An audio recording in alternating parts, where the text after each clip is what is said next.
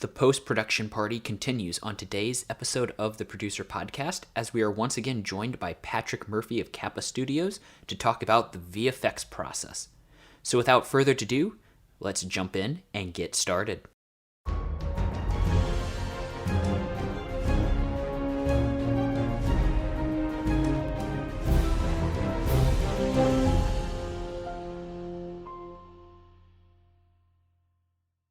To answer I think your first question is, what would be the number one thing I would say to a producer who's looking to make their production come to fruition? And as the visual effects person in that hypothetical scenario, I think that the main thing that I would say is, and this is applicable I think to every department, is we need to do what I call here at Kappa Studios. We need to shape expectations. We need to have an honest discussion about what it is you're trying to make. We need to look at your script. You need to break down your script and figure out what resources do you have from every single one of those departments, and how does that influence the job that I'm bringing to the table and that I'm responsible for executing on behalf of the production. And I like to call that the shaping expectations. So you learn things. There's also the way of saying it. You can make any movie you want, just depending on how much money you have will change what kind of movie you're making. Yes. Or what it looks like, right? So I think that the most important thing it may sound like it's all about communication, right? Filmmaking, I genuinely believe after 20 years, is really about the art of collaboration. And the key to collaboration is communication, right? Mm-hmm. So it's the art of communicating. It's learning to understand what someone's telling you, listening to it, and then being able to repeat it back to them so that you are putting it in your own words and words that they understand, right? And then you can agree that I understand what it is you've said to me. And then you start talking about, well, how do we achieve that? Or is it feasible at all, right?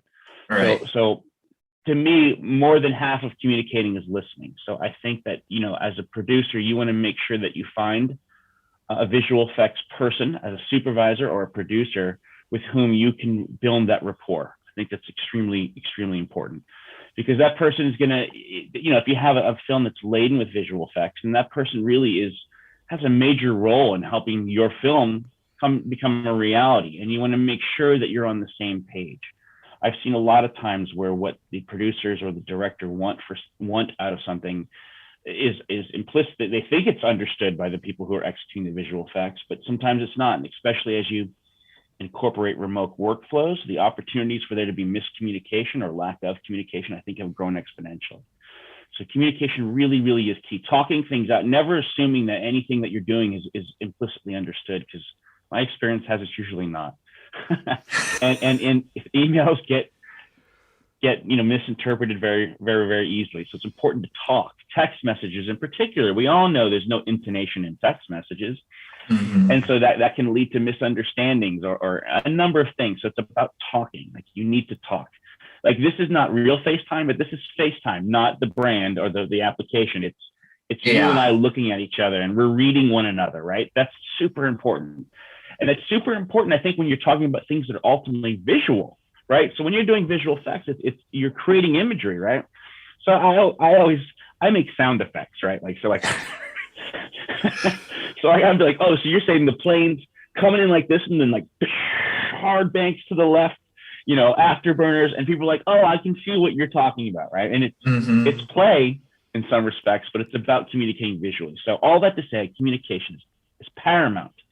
And I think it's important for visual effects people or producers to find visual effects people who are going to listen to what the stakeholders of the project are saying, and actually take a moment to repeat it back to them, right? So that you can understand, okay, we're on the same page. And I think doing that throughout the entire post-production process as it relates to visual effects is important. And it seems a little rudimentary, and maybe it is, and you only have to do it at the very beginning, but once things get going, it'll become second nature. So that's something I've been doing a lot of recently, because I keep seeing a lot of miscommunication in different areas. And I think it's helping. So one thing I'd love to kind of hear your thoughts on is, like, just in the last several years, what they're doing with visual effects has changed so much. You have shows like The Mandalorian where it's not even sets. It's just in a LED screen studio. So, like, how should producers try to, like, keep up with kind of a basic understanding of, like, what is out there and possible with visual effects so that they know what might work for their project? Well, I mean, so it's about, this is what I do. Like, frankly, what I do is I read the trade. I read the trades. I see what's going on, what people are talking about, and then I'll find a glimpse of something, and I go, oh, let me go research that a little bit more. And it's in that research where it's not just Googling things; it's making phone calls. Right. I would say that one of the best resources I've had in recent years has been the Hollywood Professional Association, HPA. And they have a tech retreat every year out in Palm Springs. Hey, I'm giving a shameless plug to them, but I'm not associated with them in any way, shape, or form. But they are, I think, a very bleeding edge group where they're always tapping into the latest technology, and they're helping explain it in a way that I think not only technically is solid, but also helps other people who are not necessarily technically proficient kind of understand what these tools are, what it is they're talking about. I think that that's just one of many resources. But like I said, I've been in visual effects and in post-production for 20 years, and I still do that. Like, I'll go ahead and I'll grab like Post Magazine, or I'll grab, Independent Filmmaker or Hollywood Reporter or Read Deadline, whatever, any one of those things. And you'll come across a little blurb. For example, you mentioned Mandalorian about, they're using, XR stages. And I'm like, okay, well, who do I know that has an XR stage? And then I call my buddy and over here in Burbank, and I'm like, hey, you have an XR stage. Can I come hang out and see what you're doing? Absolutely, right? And I think people are open to those types, even if it's not a friend reaching out to someone and say, listen, I have a show, and being forthcoming. I'm only in the very early stages of this, but I really kind of want to explore what my options are. Can you spend 10, 15 minutes if I come by explaining what it is that you guys offer service-wise, how the technology works, and how it might work for me on my show? And of course, someone's going to do that. That's sales. Right? A post house is trying to develop relationships with people.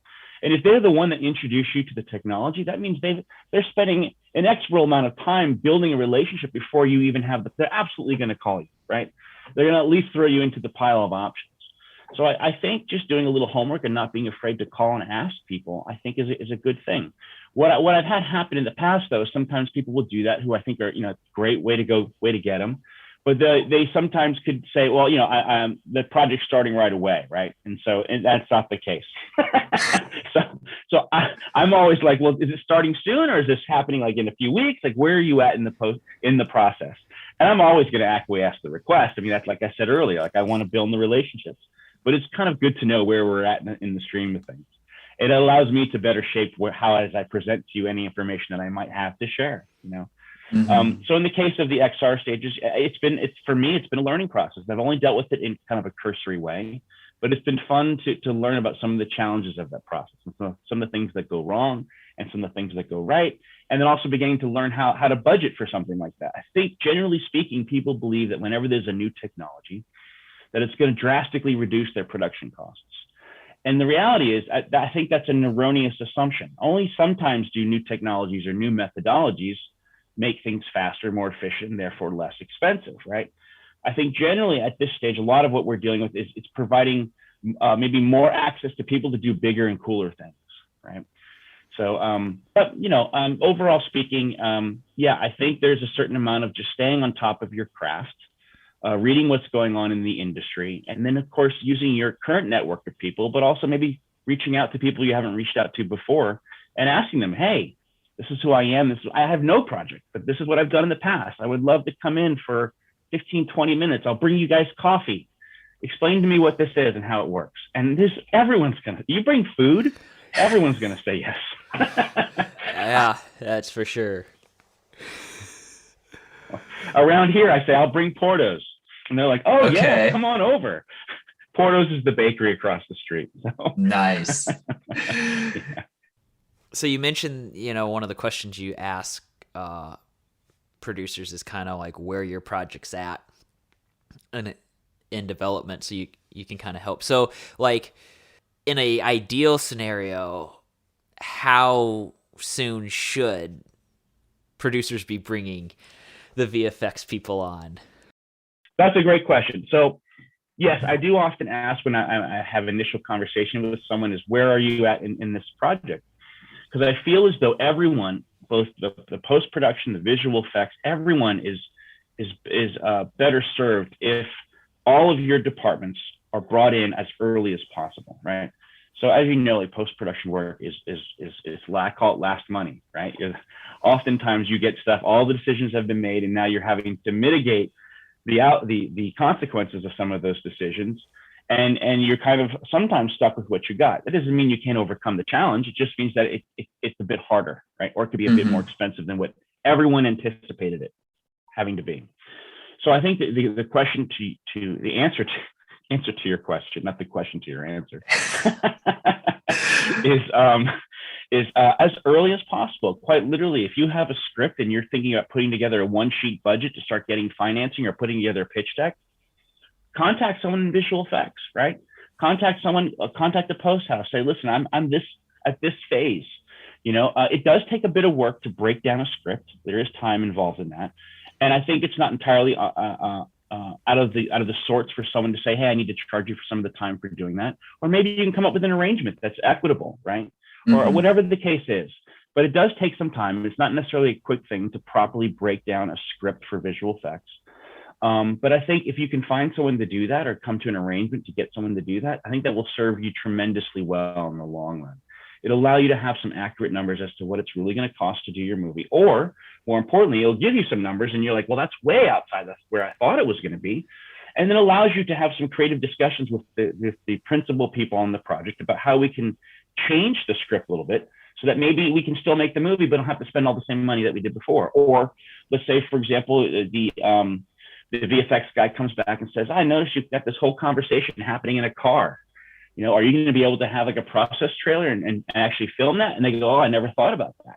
So they're going to go and talk to their DP, and they're going to talk to maybe their location person. They're going to get some ideas of what that might cost. And then they're going to come back to the VFX guy and go, yeah, I don't know. It's not gonna work. What do you think it's going to cost on the VFX side? And just having a loose ballpark number allows you to shape expectations, right? And you're starting at the very beginning. So that means that when someone's breaking down your script and you need to know what the VFX budget is, you now know that I need to include the car scene. And even though it's two people talking heads back and forth, two shots, it's 50 shots because it goes on for 3 or 4 pages, right? You've got 50 green screen shots now, for lack of a better word. Or you go put that in an XR stage and you've got it all in camera.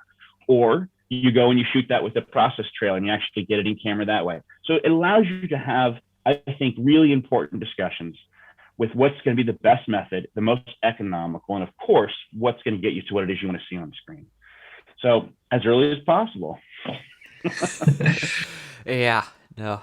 That seems to be the common phrase with everybody I talk to, regardless of department, as early as possible. And I'm not sure what sometimes prevents producers and filmmakers from doing that. I'm not sure whether it's just time or whether they're concerned about the cost of getting people involved early if there's going to be costs.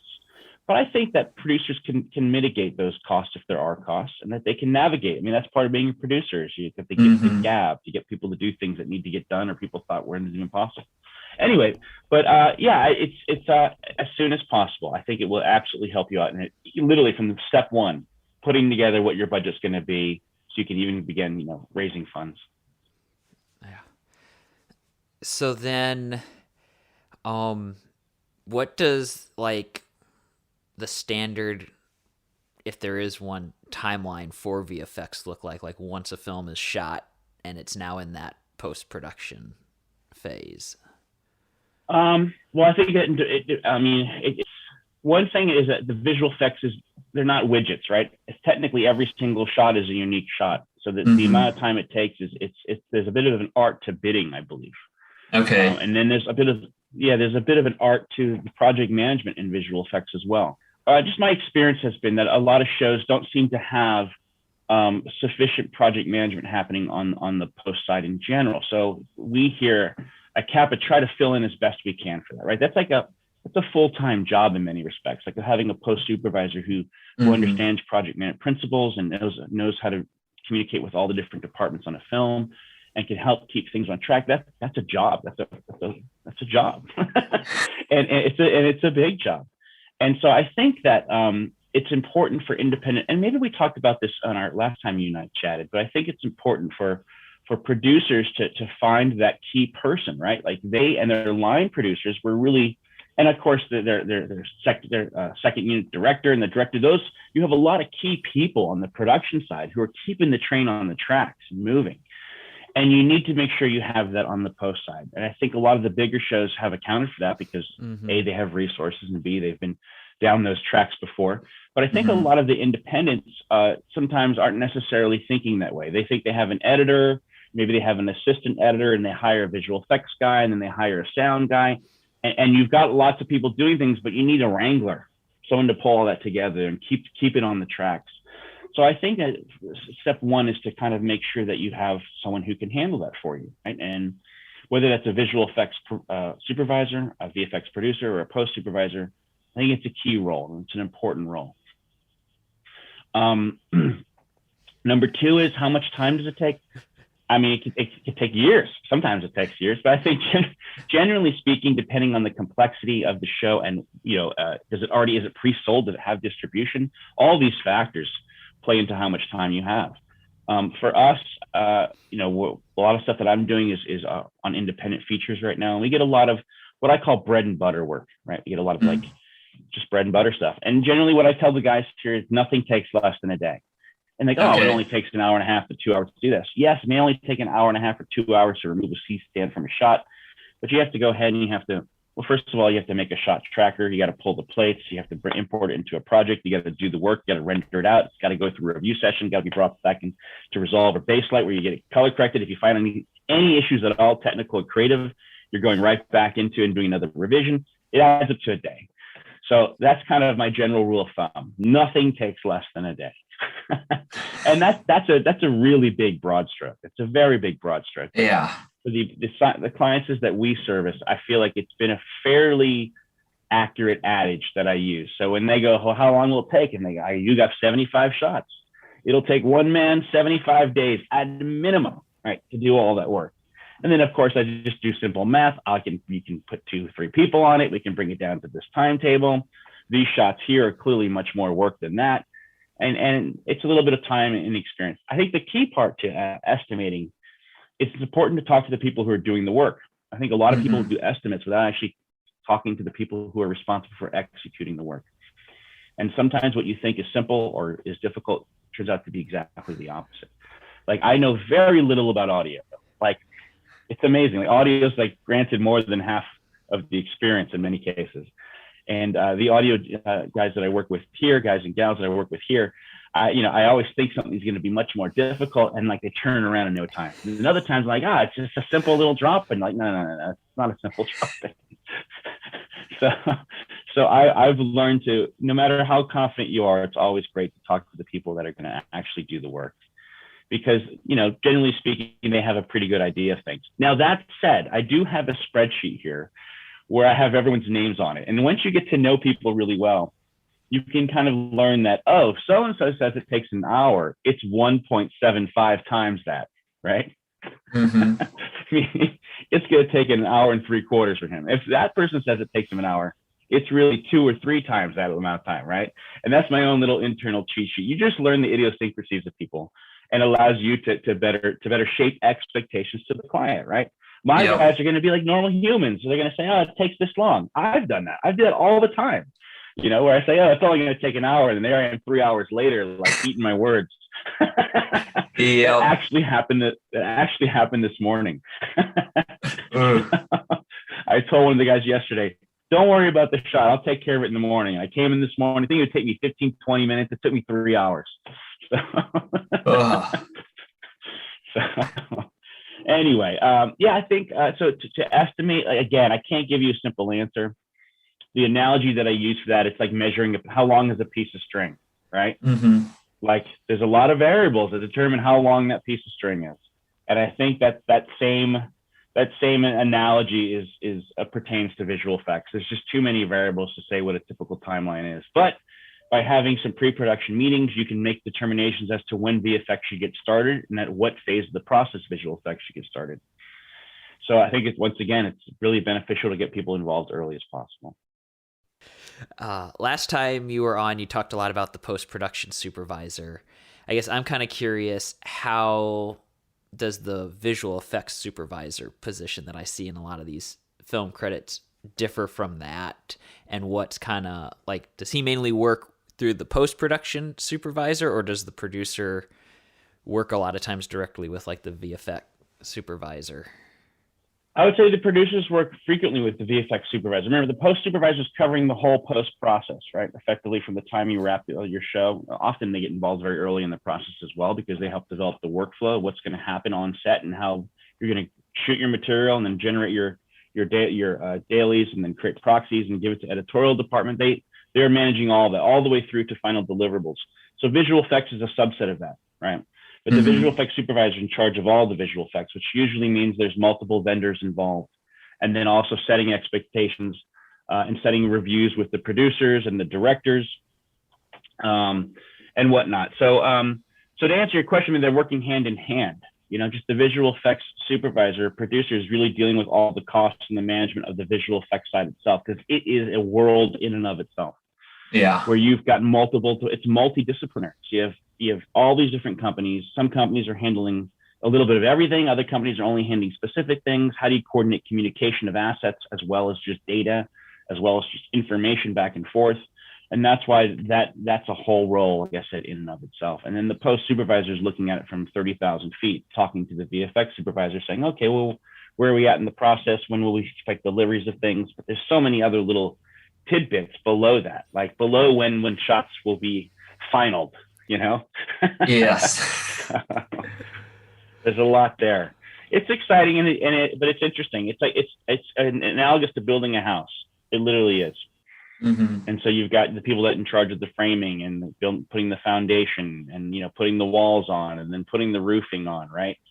And the post supervisors and the guy who's in charge of the whole development, right? Like when can I give this whole development back to the developer so they can sell it, right? So maybe that's not the best analogy. I don't know. We'll have to revisit that and decide. Okay. Sounds good. What questions should a producer maybe be asking if let's say he's talking with a couple of different post houses about who might be best to go with to do VFX for their project? Like what things should he be asking to make sure he's going to choose the ones that can do what he needs best? I think, it seems to me the biggest question that is asked is how much will it cost? And that makes sense as to why that's asked. And I think someone who can demonstrate good analysis skills, who can do really good script analysis and script breakdown, and break that down into what are going to be the production methodologies, and have those discussions with the producer. I mean, you're going to have discussions with multiple people in order to figure that out. All right. I think that's key. It's okay to have initial one just to get an idea of cost, but once you've kind of got the ball moving and you're getting into pre-production, I think it's important to have an in-depth conversation. So you want to make sure that your visual effects supervisor is you get along with them, that they're a good communicator, and you feel as though you can build the rapport, and then you're understanding the objectives of the project, and you understand each other's expectations. Super important. Number two is I think it's important to see if they can make sure they're there while you're shooting. Of course, that depends on what the kind of project you have and the scope of visual effects that are involved in it. But I think it's always beneficial to make sure that your VFX supervisor can be there on set. So many little things that pop up that if they're there, they can help direct you. They can make calls, for example, on when you have, I call them audibles, things that came up that you didn't know about. Okay. And help you determine, well, is it better for us to address that right now and take care of it here? Or is it better for you guys to do it in post? And you can make that decision with your line producer and your director and everyone else involved in it. It can be a community decision where everyone understands all the variables at play, can quickly assess the cost of stopping down an entire crew to address it versus going ahead and doing it in post. And sometimes it works out surprisingly in a way you didn't think it would.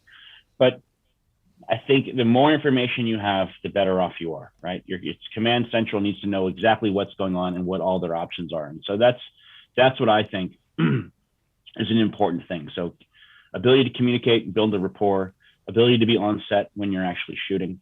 And I think it's also important that that person have strong relationships with post houses, right? And so that you know that they have multiple vendors they can go to, that probably they have existing relationships, which will be beneficial to your project, and maybe also beneficial in a financial sense. They can make some deals. So I would not count on that, right? That's not something that they would have control on, but that's a benefit. If it's someone that I've been working with this post house for 20 years, they're probably saying that because they have a really good relationship and they maybe have some pull. But I wouldn't let that be your determining factor. But I think having relationships with post houses, it's of course it's beneficial, right? You don't want to have to go find the post house too. You want to find the visual effects supervisor who's going to take the budget that you're giving them and get the work done within that budget, right? So it's someone that you can trust as well. And then I think all these things are equally important, of course. Do they have a good understanding of the aesthetic of what it is that director's trying to achieve, right? Do they have their eye on the ball, so to speak? Do they know what it is you want? So those four things we've got. Do they understand your aesthetic? Are they a good communicator? Can they be there when you're actually shooting? And do they have existing relationships with post houses that they can use to bring your show to fruition? What a great phrase, fruition. I need to find another word for that. I'll look one up. So I got a couple more kind of wrap up questions. Fire away, yeah.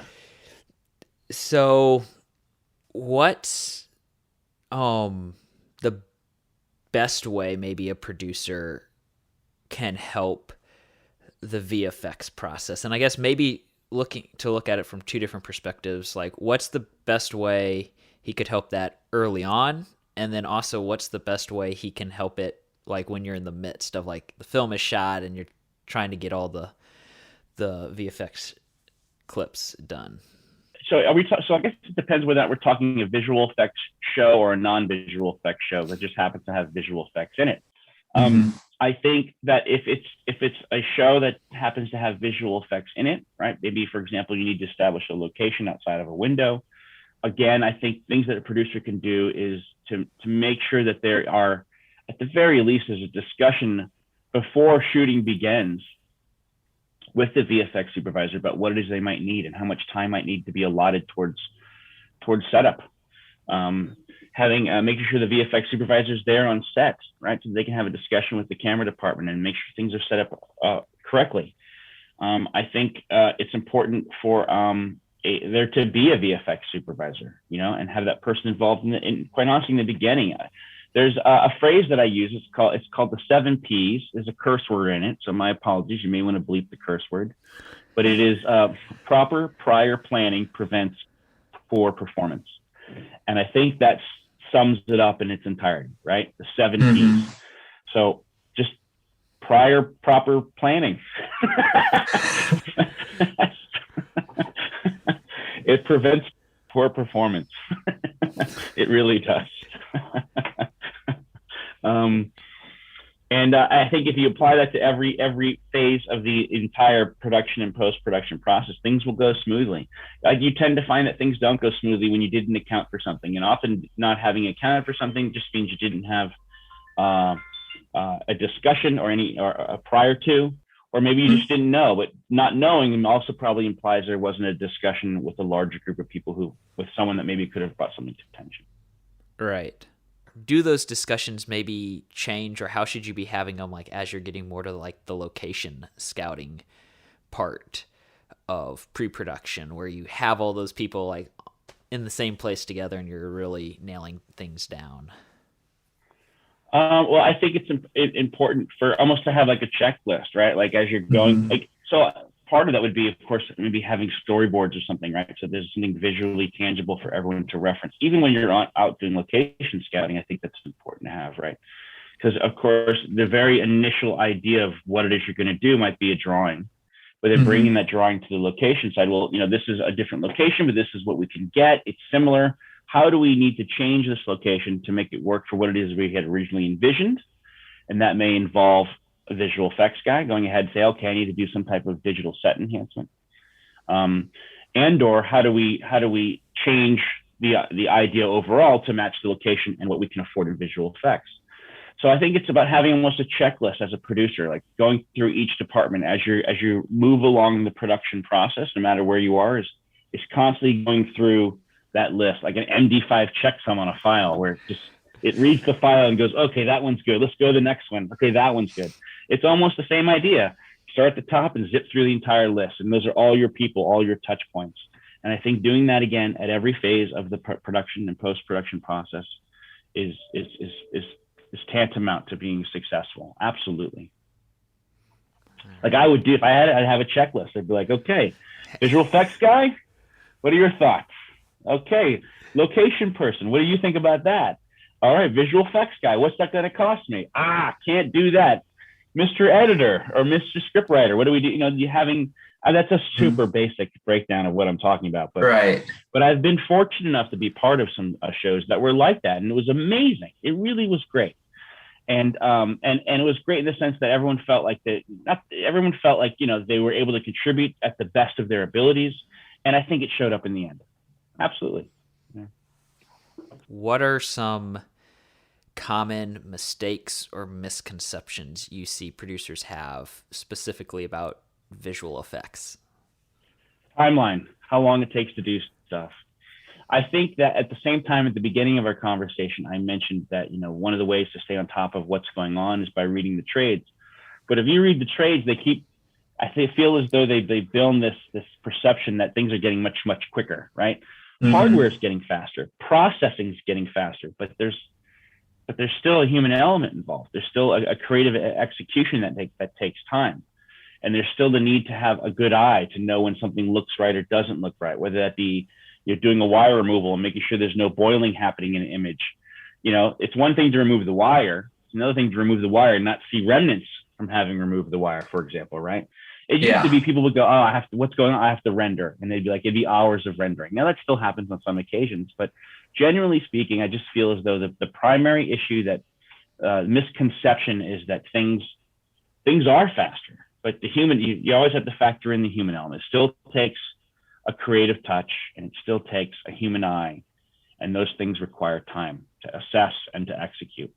So though the machines are quicker, it still takes a little bit of time. So I think that's where it's important to have a good project manager or visual effects supervisor who helps them communicate what they should expect and when they should expect things, right? And that person being on top of it and preempting before you having to ask, right? Well, where are we at with this? You should know. Ideally, you should be made aware before you have to start asking those questions, right? Right. Because usually when those questions are being asked, you're a little bit in the rears already.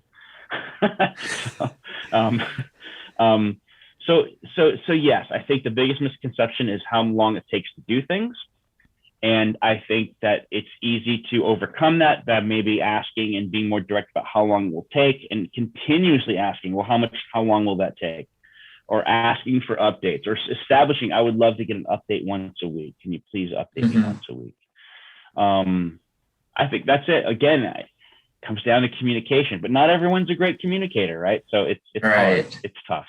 I mean, I'm married. I'm not always the best communicator, so I'm the closest person in my life.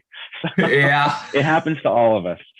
But it's being reminded about communication and again, shaping the expectations. And I keep saying that over and over again, but I find that the projects that go the smoothest and that people have the most fun and are happy with the results are ones where you excessively communicate, right?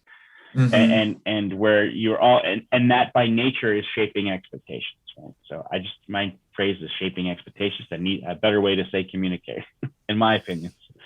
Shaping expectations has a visceral aspect, right? An auditory aspect, a visceral aspect. It feels more tangible. Like I know what I'm going to get, right? Is when you over communicate. So, like, what would be like your number one tip for people on how to communicate better? It's a tough one. How to communicate better. I find that it's important. This is another thing I've been doing a lot more of, because with everyone being remote, there's the lack of that tactile experience with people, right? And even though we have an element of that here, there's something ultimately missing, right? So what I have found is that it's important to not only have a conversation, but to follow up that conversation with written communication, and or the reverse of that. Initiate the discussion with written communication and follow up with conversation. And the reason why I think it's important to do that is, for me in particular, and everyone will be slightly different, is that I'm far more precise in my written communication than I am my verbal communication, right? Okay. I'm more precise and I'm more focused, because there's no exchange. I'm not having to read emotions it's just me presenting information about something, and I can go ahead and I can go back and edit it and make sure that the tone of what I'm saying is appropriate. I often go back. It takes me a long time to write my emails, but I have been told that I'm a phenomenal communicator in my emails. So yay! So I'll make sure my tone is fair and nice, and there's nothing that comes across potentially bad. Sometimes I mess up, but my heart's in it.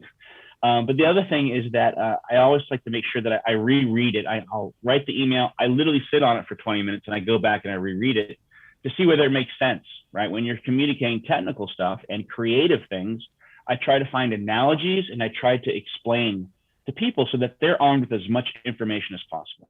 And I send that, and then about 2 to 3 hours later, I follow up with a phone call. And I'll say, hey, so-and-so, I sent you that email. When you get a chance to look at it, drop me a line, let's talk. And they go, oh, I already read it. Okay, great. Do you have questions? Let's chat about it. Or vice versa, right? They may call me and go, hey, I'm thinking about how we should shoot this on an XR stage or whatever the case is. And I will have conversation with them about it. Maybe there'll be some touch points or some callbacks to be like, hey, listen, I need to go find that out about you. Or I have a question for you, Micah. And you're like, oh, I hadn't thought of that. Let me get an answer. And we'll continue the conversation. And then we'll hang up the phone. And I will take a few minutes to relax or take care of the things and then go back and write up a follow-up email saying, hey, it was great to get on the phone call with you. As discussed, X, Y, and Z, A, B, and C. Let's touch base tomorrow, right? And I think that is a good way to operate. I think it really, communicating verbally and communicating written, I think creates a whole. You know, it's a good thing. You know. It allows you to analyze whatever subject you're talking about from two different parts of your brain, quite literally. You know, and it's like the Gestalt theory: the sum of the parts equal the whole. So that's my advice. So then, my final question, and this could be VFX related, it could be just post production in general related. But what's one piece of advice you would give to a producer about the process? I guess it's kind of patience to some degree, right? You need to make sure you have an established timeline and that people are hitting their milestones. But it's still, like I said earlier, it takes time, right? So there's a certain amount of patience. If you want something to look phenomenal, it's going to take a little time, right? And when it comes to visual effects, even if it's the simple things, it takes a little bit of time. So do what you can to allow that time to happen, right? Whether that's hiring the right visual effects supervisor or VFX producer who's going to present a timeline that you know can stick to it, or if you're just on a shoestring budget, make sure that you communicate as early as possible to whoever's going to do the work so they have as much time as possible to do the work, because these things take time. Like I said earlier in our conversation, I jumped on a shot this morning thinking it would take me 15 minutes, and I was overzealous, and it took me close to 3 hours, right? So and it's little things you find out as you're in it, right? You look at the shot and you go, oh, that's a basic monitor comp, right?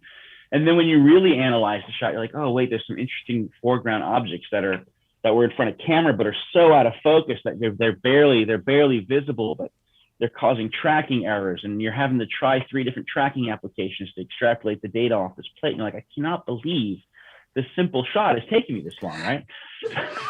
So it's little things like that. So I think doing what you can to buy time. That's my answer.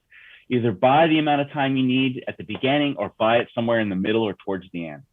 Be the buffer to allow the creative process to happen as much as you can without hurting yourself or hurting the show. That would be what I would say. And that's a lot of what I do here for the guys. Like, you know, we have got deadlines and we do everything we can to stay to them. They're internal milestones and deadlines. But, you know, you make a promise to a client, you're like, hey, listen, we're going to have all your visual effect shots in by the time you do your color session today at 2 p.m. And like, this is actually happening. So I'm sharing this with you. And there's only like 14 shots in the show. It's the simple shots. And there's one shot in particular that I think is not ready to go in there yet. So it's a matter of doing what I can to buy time. And so what I did is I changed the clients here all day, so they don't care when we do the color session. I said, hey, it's not happening at 10 o'clock. It's happening at 2 p.m. today. Okay, that's great. So I just bought my guy 4 hours to kind of sort that shot out so I can make that. And then if that doesn't work out, when we're done here, if I go take a look at it and it's not quite there yet, I'm gonna go, hey, listen, Ashley, I'm sorry, the shot's just not to our liking yet. We can show it to you. I'll show you where we're at, but I don't want you to think that's the final end result. So all that to say is that it's about buying time, whether you're buying time you're just finding time to make sure that it can be the best that it can be. These are creative projects. These are creative endeavors, right? And as artists, you don't finish, you abandon. That's the key thing. You never finish it, you abandon it. And at some point, you got to abandon it, right? My advice as a producer is be the champion of the project that you are, and do whatever you can to buy people the time they need to do to get to do the job. At some point, commerce and creativity are going to come smashing together, and one of them is going to win, and that's the producers. That's to the producers side. I like that. So, well, we'll go ahead and wrap up this interview. Micah, but thank you so much for having me. You have a good rest of your day. You as well. And on that note, we are going to wrap up this episode of the Producer Podcast. Until next time, make sure to subscribe to the Producer Podcast, and thanks for listening.